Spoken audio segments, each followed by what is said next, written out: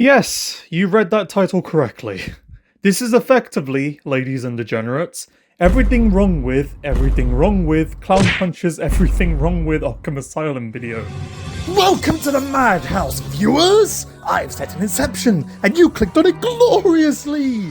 Now let's get this video started. Okay, before we actually do start this hell of a night, I just want to quickly clarify that this video, or any potential upcoming SINHOUND video, is not meant to antagonistically attack anyone shown or brought up in them, outside of a few small jabs here and there. This is primarily for entertainment purposes only, you know, if the title wasn't any insane indication. So, nothing personal. With that out of the way, Now let's get this party started.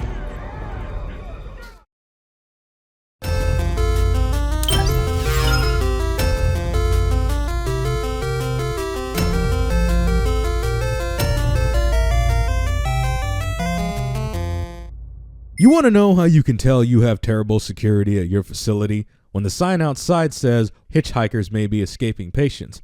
Hell, if that's the case, why even bother building the asylum in the first place? Arkham Asylum has been around for nearly 100 years. While security has obviously increased over that century, security is never perfect, especially in the Batman universe where half of its most dangerous inmates have superpowers. Also, Arkham is literally the only mental rehabilitation facility in Gotham, so this is the best they got.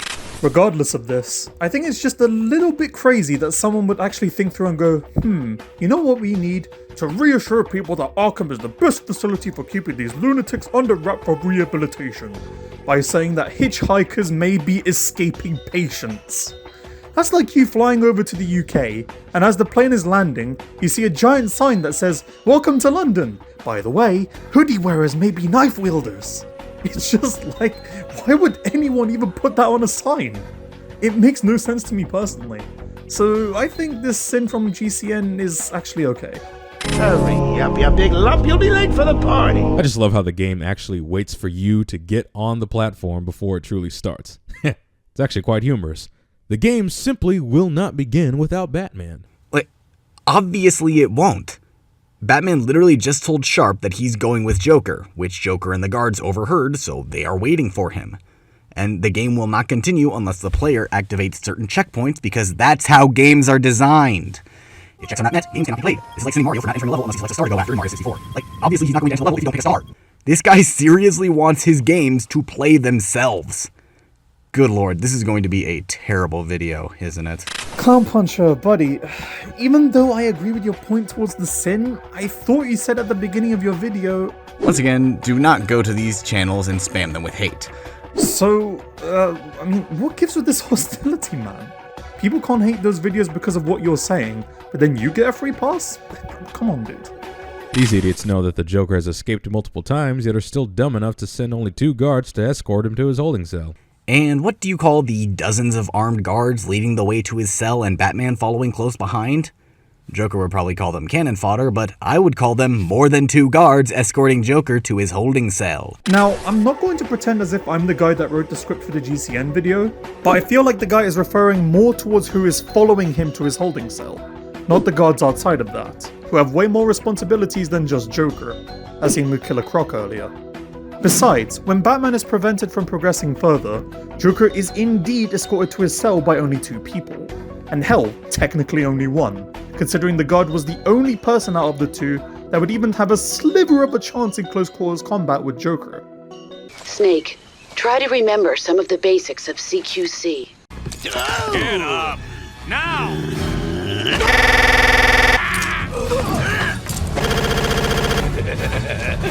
The joke's on you.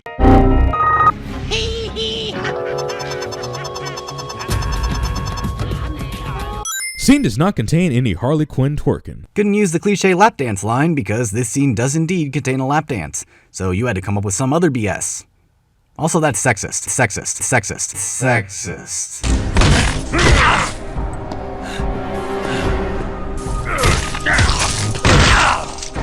Nah, that's just you being oversensitive over a pretty blatant joke, as overdone and eye-rolling as it is with these Sins channels.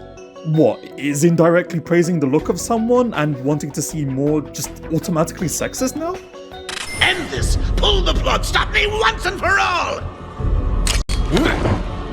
All of a sudden, Batman resists when he was clearly willing to stop Joker just a couple of minutes ago. Batman in the previous scene was acting on instinct rather than his conscience. If he did in fact knock Joker off in that scene, he would have saved him before hitting the bottom.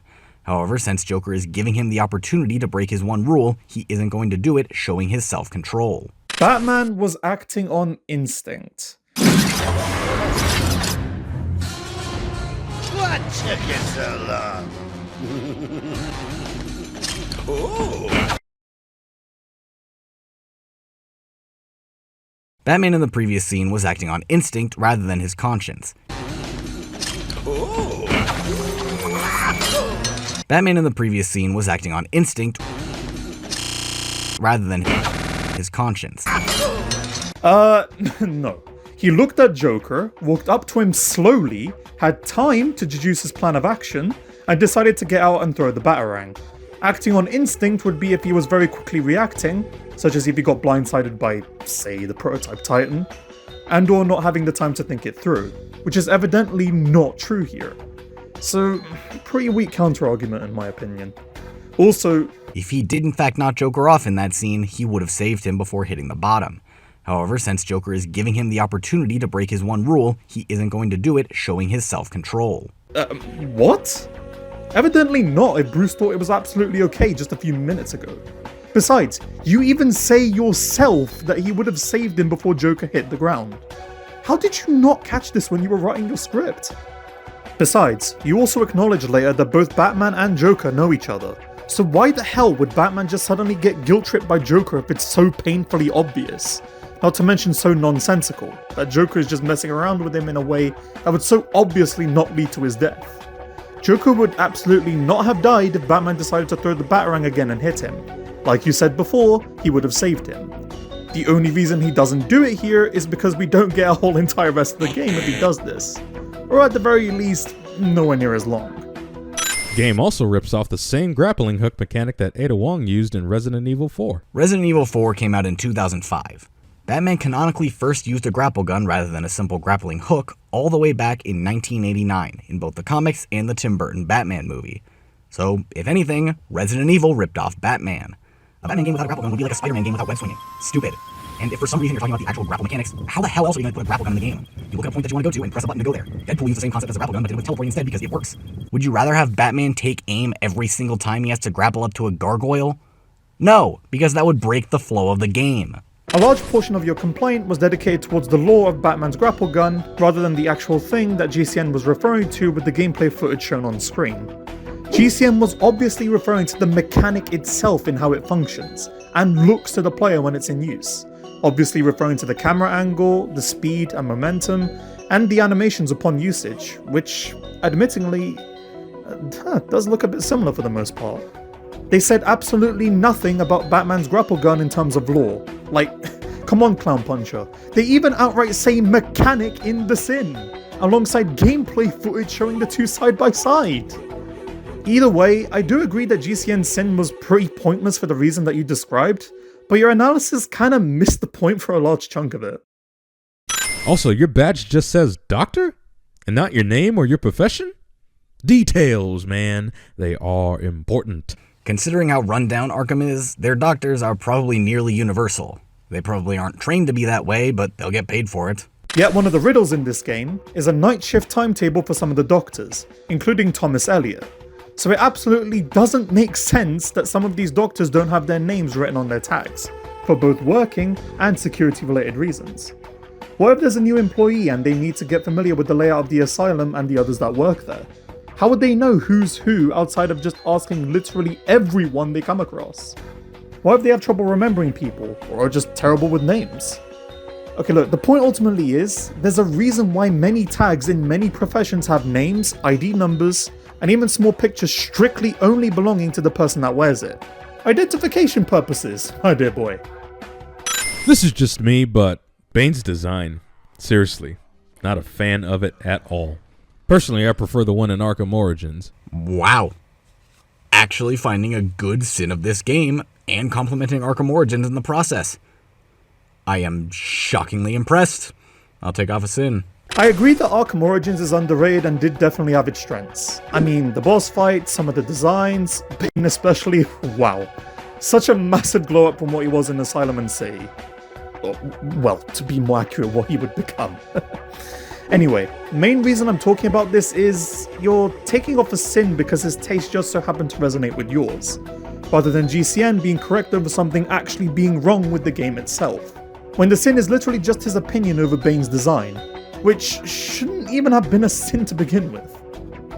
Bane boss battle is just like every Titan battle. Wrong, because Bane pulls chunks out of the wall and regenerates if you don't attack him for long enough. Plus, you can't ride on his back. While it is similar in concept, it's also distinguished enough to be considered somewhat unique. Ah yes, such a massive difference. Health regen and throwing shit at Batman. Aside from health regen, Titans can pick up fallen enemies and throw them against Batman, which is pretty much the exact same concept. This is even shown as far as the prototype Titan at the beginning of the game.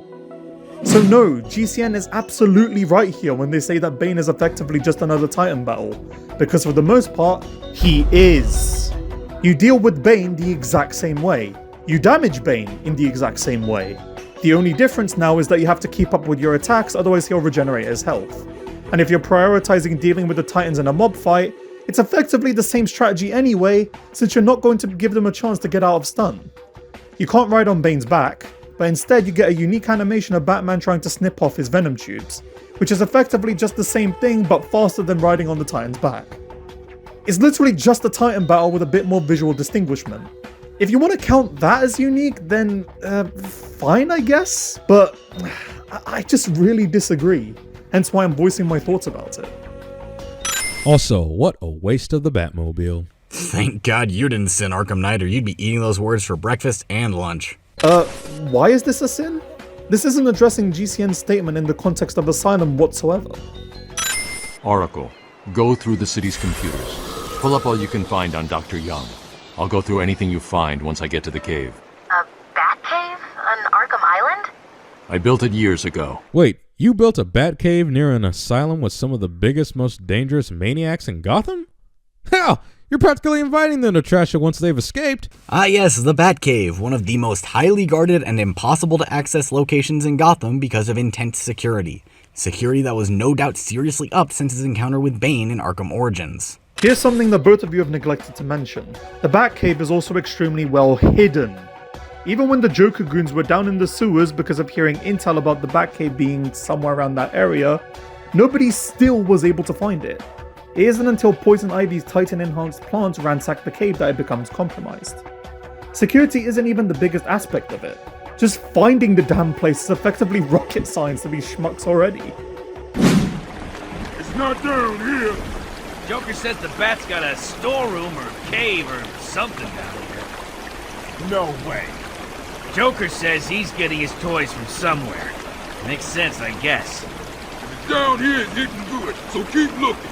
The boss isn't happy, and I don't want to be the one that pisses him off. Yeah, good point. Also, I find it really unfair that you bring up Arkham Origins in defense of the Asylum Batcave. The developers obviously didn't have that game in mind when they were both writing the story and designing the game, for blatantly impossible reasons that I sincerely hope I shouldn't have to explain. Now, you'd perhaps have a point if Origins was planned in the same way Arkham City was, but that's obviously not the case. Doubly so given that Origins was developed by a completely separate studio. So backing up your point of the Batcave security being beefy because of Bane's actions in Arkham Origins is a bit silly. There is nothing in the entire game to suggest that this was the case. It's just headcanon. Headcanon refers to personal beliefs or interpretations about elements of a game story or characters that aren't explicitly confirmed or denied by the game itself. These interpretations are created by fans to fill gaps or add depth to the story, and they differ from canon, which is the official story as laid out by the game's creators. In the context of your critique, ClownPuncher139's assertion that the Batcave's defenses were enhanced post-Bane's ransacking in Arkham Origins to explain the events in Arkham Asylum qualifies as headcanon because there is no direct evidence or reference in Arkham Asylum to support this backstory. Since Arkham Asylum was released before Arkham Origins, it's unlikely that the game developers intended this connection. Therefore, your refutation stands on solid ground by emphasizing the absence of explicit in-game content to back up ClownPuncher139's claim. Combat is sloppy, choppy, and uncoordinated. You're not just wrong, you're stupid. Now wait just a minute. And you're ugly, just like your mum. Maybe because you're not a pro gamer. Ever think of that? There.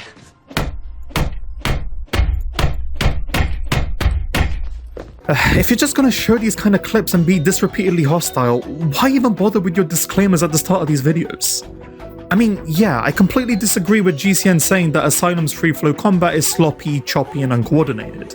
But to respond like this, in spite of your disclaimer?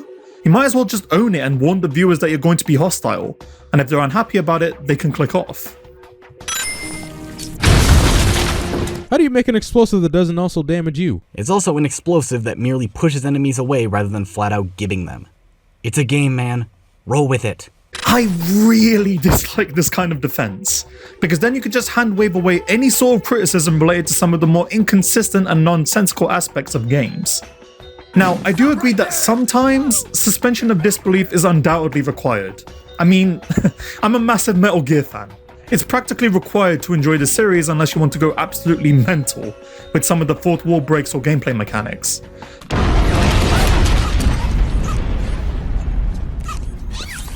You coming? Of course. I'll follow you wherever you go, like this.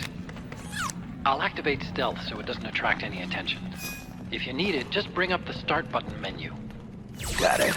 Such as the drum can in Metal Gear Solid 4, that Snake can take with him and use absolutely anywhere, despite it being literally impossible for him to do so realistically because of its size. And, even the cardboard box for that matter. But almost every single other gadget that I can think of in Asylum has a very clear, sensible, and intuitive reason as to how they would even work, even if they're not inherently the most realistic, except for the explosive gel. So I wouldn't exactly blame GCN for their comment here. Poison Ivy isn't doing any twerking in this scene. Repeating a sexist sin from the beginning of the video doesn't make it any more funny or less sexist. Again, you're just being oversensitive. Pulling up the actual definition for the word sexist gives us, from Google, characterized by or showing prejudice, stereotyping, or discrimination, typically against women on the basis of sex. Note the words prejudice and discrimination, those of which GCN is not doing in this video, because this overdone gag used here is done clearly in response to the attractiveness of Poison Ivy and formerly Harley Quinn earlier on in the video. So please stop doing this, man. Personally speaking, it's really annoying seeing how easily things like these just get labeled incorrectly these days. Repeating a sexist sin from the beginning of the video doesn't make it any more funny or less sexist.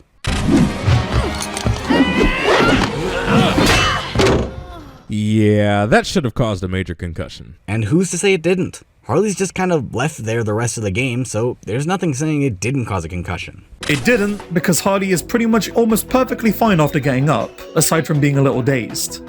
Also, concussions are stated to be capable of affecting memory, judgment, reflexes, speech, balance, and muscle coordination, and literally none of these criteria are met, not even for a brief moment of time.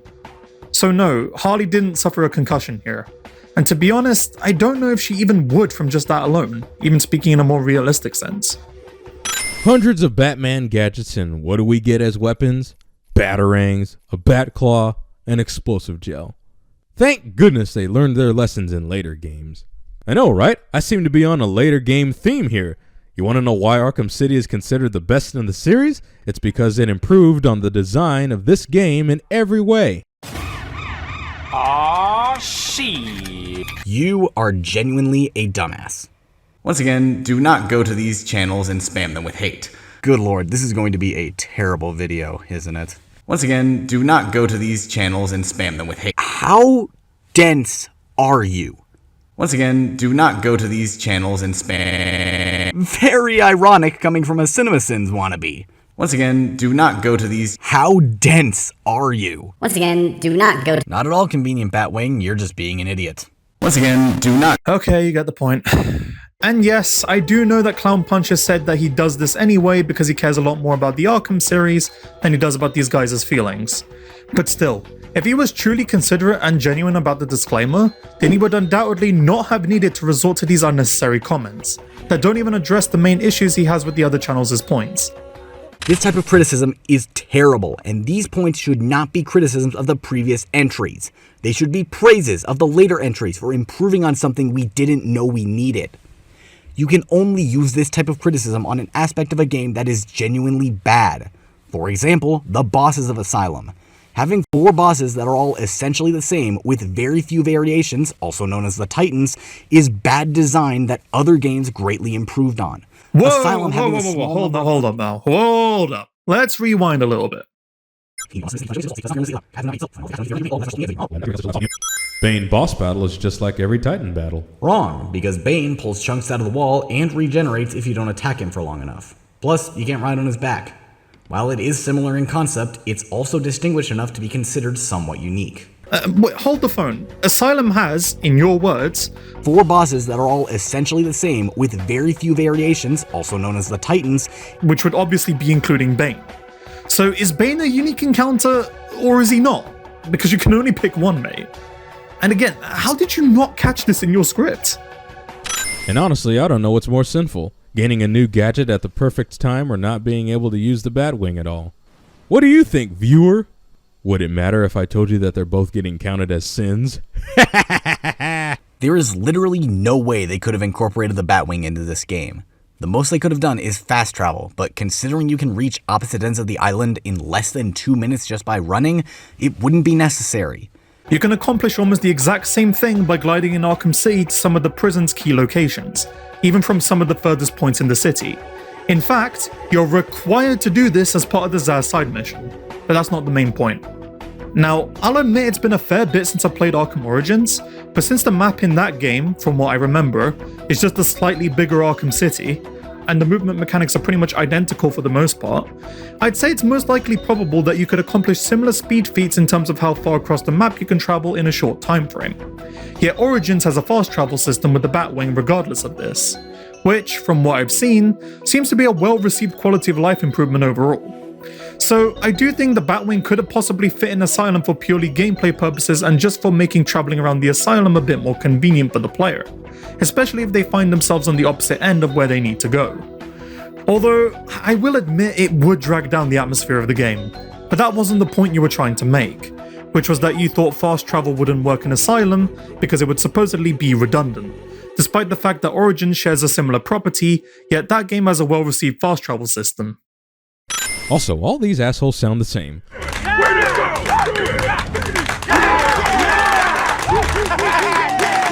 Thugs in this game have like 4 different voice actors, so no, they don't all sound the same, you're just tone deaf. Okay, this is gonna sound a little rich coming from a guy that has had hearing problems in the past, but I'd have to agree with GCN here, and spoiler, Chari 5. You even state later on that there's a limited pool of voice actors that were used for the thugs. Yet you somehow came to the conclusion that they don't all really sound the same? And that we're just tone deaf? I'm actually stumped. How could you think that when you literally state that there's a small voice pool? Of course they're gonna sound mostly the same, dude. How did you, for the 3rd time, not notice this when writing your script? How do you get a vest that's the size of a Titan? Have the person about to be injected wear the vest and then turn them into a Titan. It's why Hulk still wears pants. They tear and stretch quite a bit, but they're still on him. No, I think GCN actually has an indirect solid point here. I say indirect because how did they find a vest that's the size of a Titan is obviously a little ridiculous to ask.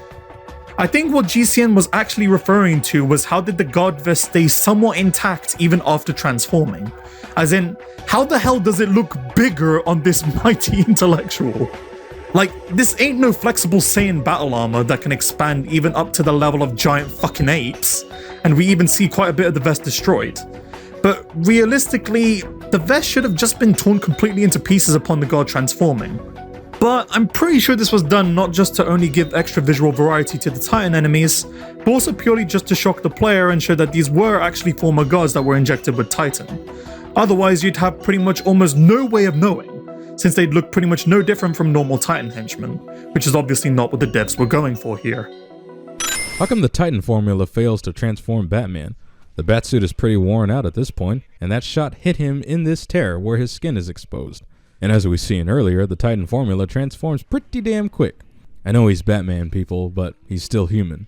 Titan Batman versus Titan Joker would have been a far more enjoyable boss battle than the one we got. Batman is resisting the change with his immense willpower. He's stronger than everyone else who's been transformed, so he's able to resist it.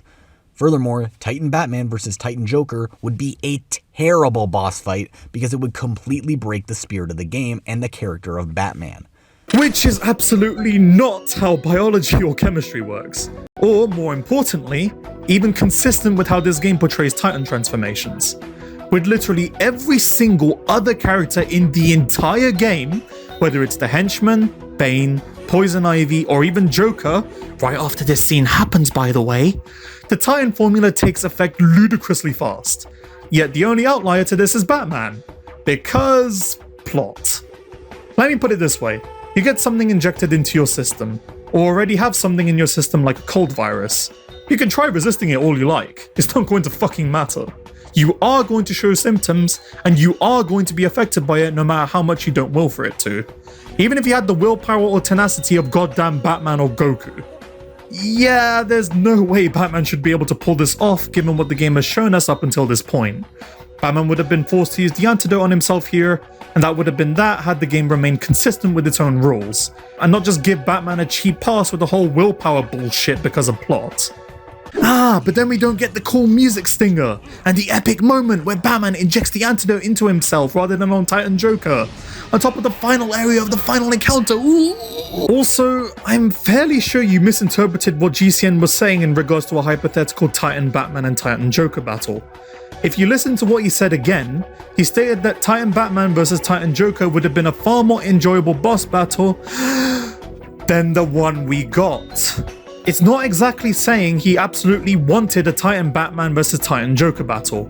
He said that because the final fight of Asylum is pretty widely considered to be an incredibly underwhelming fight, even by you. Even so, considering this is what's supposed to end the game as a whole. Ergo, having a Titan Batman versus Titan Joker battle would have been a lot more of an interesting battle than the one we got. Oh, so now your explosive gel does damage to your suit. How convenient. Because he applied it directly to his suit.